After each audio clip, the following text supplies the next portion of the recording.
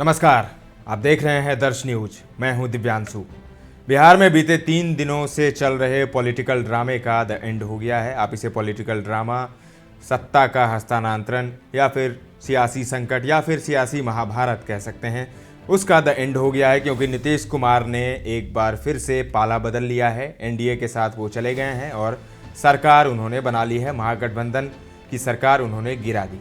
मुख्यमंत्री नीतीश कुमार ही हैं, सिर्फ गठबंधन बदला है। कल तक महागठबंधन की सरकार थी जिसमें मुख्यमंत्री नीतीश कुमार ही थे और सम्राट चौधरी, विजय सिन्हा आदि विपक्ष के नेता थे और तेजस्वी यादव डिप्टी सीएम थे। लेकिन अब तेजस्वी यादव विपक्ष के नेता बन गए हैं और सम्राट चौधरी और विजय सिन्हा डिप्टी सीएम। सब वही है, सीएम नीतीश कुमार ही हैं। जो विभाग महागठबंधन सरकार में जेडीयू के पास थे वो अब भी उन्हीं के पास हैं, लेकिन जो विभाग आरजेडी के पास थे अब वे बीजेपी के पास चले गए हैं। लेकिन सबसे बड़ा सवाल ये है कि आखिर क्यों और कब महागठबंधन से नीतीश कुमार का मोह भंग हो गया। जानकार बताते हैं कि इसकी मुख्य वजह आरजेडी और कांग्रेस है, जिसका जिक्र खुद मुख्यमंत्री नीतीश कुमार कर चुके हैं। सबसे पहली वजह इंडिया गठबंधन, जिसके सूत्रधार खुद नीतीश कुमार ही थे। नीतीश के मुताबिक जिस इंडिया गठबंधन को बनाने में उन्होंने सबसे अहम भूमिका निभाई, उस इंडिया गठबंधन में कोई कुछ काम ही नहीं कर रहे थे, जिससे नीतीश नाराज थे। और दूसरी जो सबसे बड़ी वजह मानी जा रही है वो है कार्यों का श्रेय लेने की होड़।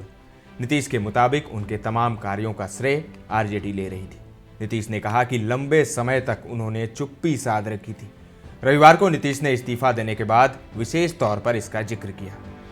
अब आइए सिलसिलेवार तौर पर समझते हैं पूरी पटकथा। कब से नीतीश कुमार का मोह भंग होना शुरू हुआ। इंडिया गठबंधन में ऊहापोह की स्थिति।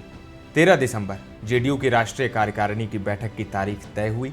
19 दिसंबर इंडिया गठबंधन की बैठक में संयोजक का पद तय नहीं होना और ना ही साथी दलों के बीच सीटों का बंटवारा होना। 29 दिसंबर ललन सिंह राष्ट्रीय अध्यक्ष पद से हटाए गए। 29 दिसंबर को ही नीतीश कुमार फिर जेडीयू अध्यक्ष बन गए। 13 जनवरी नीतीश कुमार ने संयोजक का प्रस्ताव ठुकरा दिया। 13 जनवरी को ही बिहार सरकार ने नवचयनित 96,000 शिक्षकों को नियुक्ति पत्र सौंपा। 14 जनवरी आरजेडी ने सभी प्रमंडल में प्रेस कॉन्फ्रेंस कर इसका श्रेय तेजस्वी के नाम लिया। फिर आया दही चूड़ा का भोज। दही चूड़ा भोज में दिखी दूरी।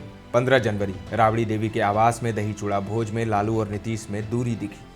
19 जनवरी जेडीयू नेता और नीतीश के करीबी मंत्री अशोक चौधरी ने कहा कि गृह मंत्री अमित शाह ने कभी नहीं कहा कि जेडीयू के लिए बीजेपी के दरवाजे बंद हैं। 20 जनवरी संजय झा ने कहा लोकसभा चुनाव में जेडीयू का परफॉर्मेंस बेहतर होगा, इंडिया गठबंधन की चर्चा नहीं थी। 21 जनवरी संजय झा ने कहा था कि मुख्यमंत्री नीतीश कुमार के चेहरे पर ही लोग वोट देते हैं।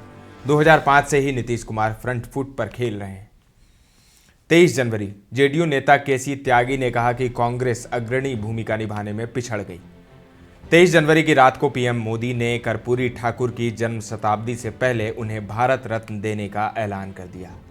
24 जनवरी को कर्पूरी ठाकुर की जन्मशती समारोह मनाई गई। जेडीयू ने ग्रैंड आयोजन किया और मंच से नीतीश कुमार ने परिवारवाद पर जोरदार हमला बोल दिया।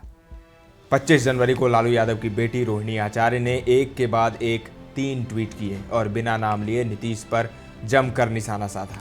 इसके बाद सब कुछ खुले में आ गया। 25 जनवरी को ही केंद्रीय नेतृत्व के बुलावे पर सम्राट चौधरी, विजय सिन्हा सहित प्रदेश बीजेपी नेता दिल्ली गए। वहां जेपी नड्डा और अमित शाह के साथ बैठक हुई। 25 जनवरी को ही सुशील मोदी ने कहा राजनीति में कभी कोई दरवाजा बंद नहीं होता, बंद होते हैं तो खुलते भी हैं। 26 जनवरी की परेड में नीतीश और तेजस्वी पहुंचे तो जरूर, लेकिन दोनों में दूरी दिखी। राजभवन में राज्यपाल की पार्टी में तेजस्वी यादव नहीं पहुंचे। 27 जनवरी फिर बक्सर के सरकारी कार्यक्रम में भी नहीं गए तेजस्वी। 27 जनवरी को आरजेडी, बीजेपी और हम विधायक दलों की अलग अलग बैठक हुई। 28 जनवरी को बीजेपी और जेडीयू विधानमंडल दल की बैठक में साथ में सरकार बनाने का निर्णय हुआ। नीतीश ने राज्यपाल विश्वनाथ आर्लेकर से मिलकर उन्हें अपना त्यागपत्र सौंपा और महागठबंधन की सरकार खत्म हो गई। फिर उन्होंने एनडीए विधायकों के हस्ताक्षर के साथ सरकार बनाने का दावा पेश किया। इसके बाद शाम में नीतीश ने 8 मंत्रियों के साथ पद एवं गोपनीयता की शपथ ले ली। शपथ लेने वाले 8 मंत्रियों में जेडीयू से 3, बीजेपी से 3 और हम से 1, जबकि 1 निर्दलीय विधायक शामिल हैं। तो इस तरह से बिहार में 3 दिनों से चल रहे महाभारत का समापन हो गया है। नीतीश ने फिर एक बार पाला बदला है। हालांकि बीजेपी ने भी पाला बदला है। नीतीश ने उन्होंने नीतीश से उन्होंने हाथ मिला लिया है। उसी नीतीश कुमार से जो बीजेपी के खिलाफ सभी विपक्षी पार्टियों को एकजुट कर रहे थे, उसी नीतीश कुमार से जिन्होंने सभी विपक्षी पार्टियों को बीजेपी के खिलाफ एकजुट करने की कवायद की थी, अलग अलग राज्यों में घूम रहे थे, बीजेपी के खिलाफ प्रचार कर रहे थे, सबको एकजुट कर रहे थे, उसी नीतीश कुमार को बीजेपी ने अपने साथ ले लिया। और शायद राजनीति यही है। ताज़ा तरीन खबरों के लिए बने रहें दर्श न्यूज़ के साथ।